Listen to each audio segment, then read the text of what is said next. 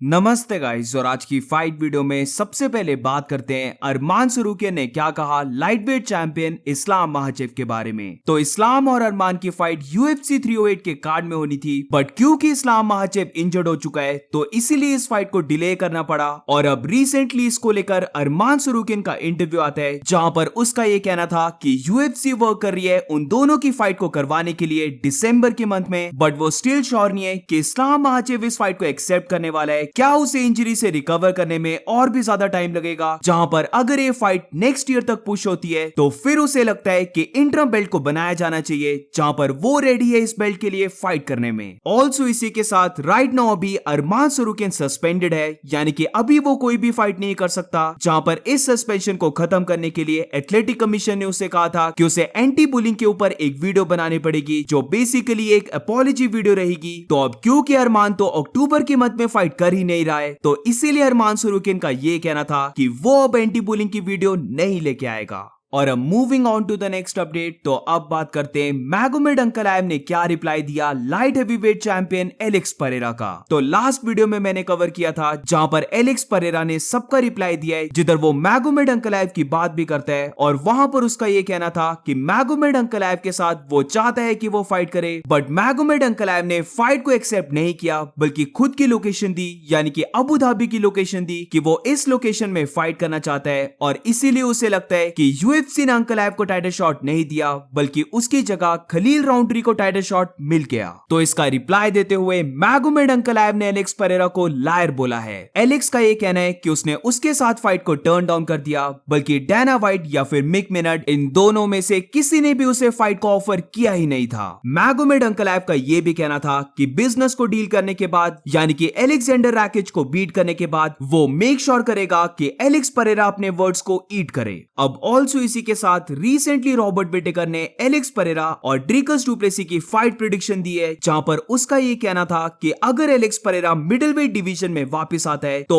उसे लगता है कि ड्रिकस डुप्लेसी एलेक्स परेरा को बीट कर देगा। उसे लगता है कि एलेक्स परेरा के लिए ये फाइट एक गुड फाइट नहीं है, क्योंकि एलेक्स परेरा अपनी फाइट्स में हिट होता है, वेरएस दूसरी साइड ड्रिकस लाइक करता है हिट होना, और वो खुद भी बहुत जोर का हिट करता है। अब इस बात से मैं एग्री करता हूं कि एलेक्स के लिए ये फाइट एक मुश्किल फाइट हो सकती है अगर ये फाइट 185 पाउंड्स में होती है, बट जो रॉबर्ट विटेकर ने कहा है उसको लेकर मैं ज्यादा वरीड नहीं हूं, क्योंकि ये सेम चीज एलेक्स के लिए भी बोले जा सकती है। वो भी बहुत जोर का हिट करता है, और जिस वजह से ड्रिकस डुप्लेसी वाइल्ड होकर चार्ज करता है, तो फॉर श्योर एलेक्स के पास बहुत बड़ा चांस बन सकता है कि वो अपने लेफ्ट हुक को कनेक्ट करे। तो स्ट्राइकिंग वाइज मुझे नहीं लगता कि जितना लोग सोच रहे हैं उतनी एलेक्स परेरा को प्रॉब्लम आएगी, बल्कि मुझे लगता है जो मेन प्रॉब्लम एलेक्स को होगी वो होगी ड्रिकस डुप्लेसी की रेसलिंग को हैंडल करना। अगर पूरी फाइट में कभी भी ड्रिकस एलेक्स को टेक डाउन कर लेता है तो बहुत ज्यादा चांसेस होंगे कि वो एलेक्स परेरा को चोक आउट कर दे। बट यही फाइट अगर लाइट हेवीवेट डिवीजन में होती है तो मेरी ओपिनियन में वहां पर एलेक्स ड्रिकस को नॉकआउट कर देगा। और अब moving on to the next update, तो recently pound for pound rankings में एक और अपडेट आ चुका है, और ये चीज मैं पहली बार देख रहा हूं कि पेपर व्यू इवेंट होने के बाद भी, यानी कि UFC 305 होने के बाद भी, ये सेकंड या फिर थर्ड टाइम है जहां पर ये pound for pound ranking update हो रही है। तो अपडेट से पहले ये थी रैंकिंग्स, बट अब रिसेंटली जो अपडेट आया है वहां पर हम देख सकते हैं कि interim heavyweight champion Tom Aspinall को 2 प्लेसेस का पुश मिल गया है, जहां पर वो नंबर 10 से अब 2 रैंक ऊपर, यानी कि नंबर 8 स्पॉट पर आ चुका है। Also welterweight champion Belal Muhammad number 5 पे था, बट वो अब एक रैंक नीचे चले गया है, जहां पर वो नंबर 6 पर आ गया है। वेरएस इजराइल अदसाने को बीट करने के बाद ड्रिकस डुप्लेसी की प्लेसिंग हुई थी नंबर 6 रैंक की, बट अब वो एक रैंक ऊपर चले गया है, जहां पर वो अब टॉप 5 में आ चुका है और उसकी प्लेसिंग है नंबर 5 की। इसी के साथ तुमने नोटिस किया होगा कि शॉन ओमेली भी नंबर 6 पे दिखा रहा है, जहां पर लास्ट अपडेट के बाद शॉन ओमेली नंबर 7 पे आ गया था, बट अब फिर से ये जो अपडेट आया है यहां पर शॉन ओमेली एक रैंक ऊपर गया, और अब बिलाल मोहम्मद और शॉन ओमेली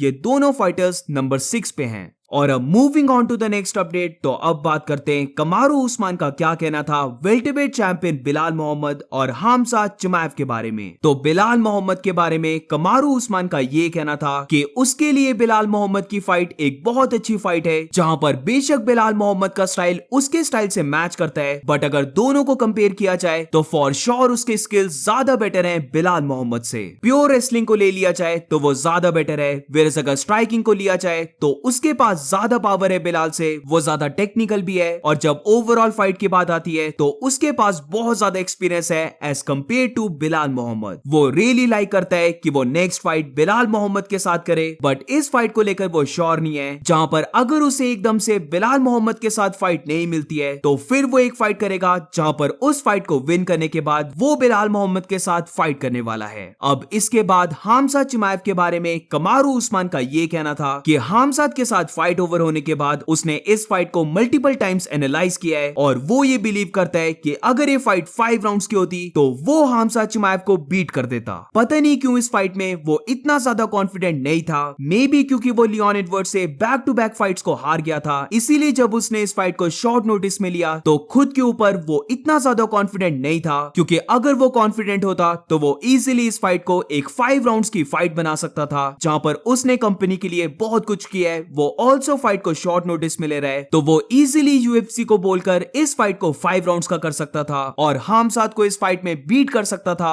बट ये चीज उसे तब रियलाइज हुई जब हमजाद की फाइट उसकी 3rd राउंड में जाती है। तो इसके बाद बेसिकली उस्मान से क्वेश्चन पूछा जाता है कि अगर उसे चॉइस मिलती है कि वो हमजा चिमाएव या फिर बिलाल मोहम्मद, इन दोनों में से किसी भी फाइटर के साथ नेक्स्ट फाइट कर सकता है, तो वो दोनों में से किसे चूज करेगा। तो यहाँ पर कमारू उस्मान का ये कहना था कि वो केयर नहीं करता कि वो बिलाल के साथ फाइट करे या फिर हमजाद के साथ फाइट करे, क्योंकि जब भी वो अपना रिटर्न करेगा तो ये दोनों ही फाइटर्स ट्रबल में आ जाएंगे। और अब moving on to the next update, तो अब बात करते हैं हेवीवेट चैंपियन जॉन जोन्स के बारे में। तो जैसे कि हमें पता है कि फ्रांसिस इंगानू अपना एमएमए में रिटर्न करने वाला है, जहां पर वो पीएफएल में फाइट करेगा, जिधर उसकी फाइट होने वाली है हेवीवेट चैंपियन रेनन फहेरा के साथ। अब ये फाइट अक्टूबर 19 को होने वाली है, जहां पर इस फाइट को लेकर जॉन जोन्स ने अपनी प्रिडिक्शन दी है, जहां पर वो पिक करता है कि रेनन फहेरा फ्रांसिस इंगानू को बीट करने वाला है। अगर तो यहाँ पर फ्रांसिस इंगानू बहुत अच्छे वे से फाइट को विन कर जाता है तो फिर अगेन ये टॉक चल पड़ेंगी कि बेस्ट फाइट टू मेक है जॉन जोन्स वर्सेस फ्रांसिस इंगानू की। बट अगर बाय चांस यहाँ पर फ्रांसिस इंगानू बीट हो जाता है तो फिर इस फाइट के बाद बहुत सारे लोग जॉन जोन्स के साइड में होने वाले हैं। तो इसीलिए मेरी ओपिनियन में ये फ्रांसिस इंगानू के लिए एक मस्ट विन फाइट है, एंड ऑल्सो इसलिए भी क्योंकि अगर उसे स्टिल बॉक्सिंग करनी है तो फॉर श्योर उसे इस फाइट को विन करना होगा, क्योंकि फाइट हारने के बाद उसकी हाइप बहुत डाउन हो जाएगी और उसके स्टॉक्स भी बहुत ज्यादा डिक्रीज हो जाएंगे। So that's it for today guys. अगर तुम्हें वीडियो अच्छी लगी हो तो please make sure to like subscribe. मिलते हैं नेक्स्ट वीडियो में।